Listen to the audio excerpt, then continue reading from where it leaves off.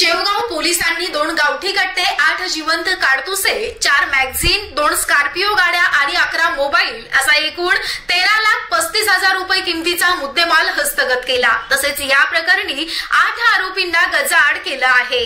श्रीरामपूर पोलिसांना काही इसम गावठी कट्टा, काडतूस जवळ बाळगून 2 चारचाकी वाहनांतून प्रवास करत असल्याची माहिती श्रीरामपूर पोलिसांना मिळाली होती।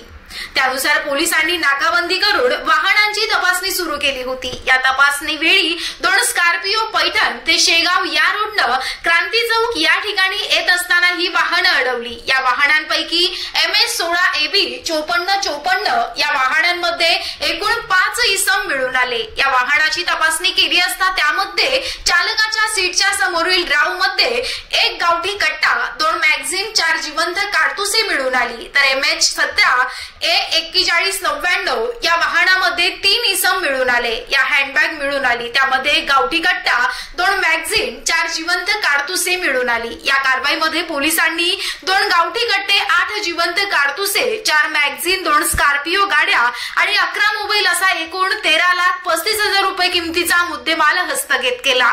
तसेच दोनही वाहनांमधील 8 जणांना गजाआड केला आहे।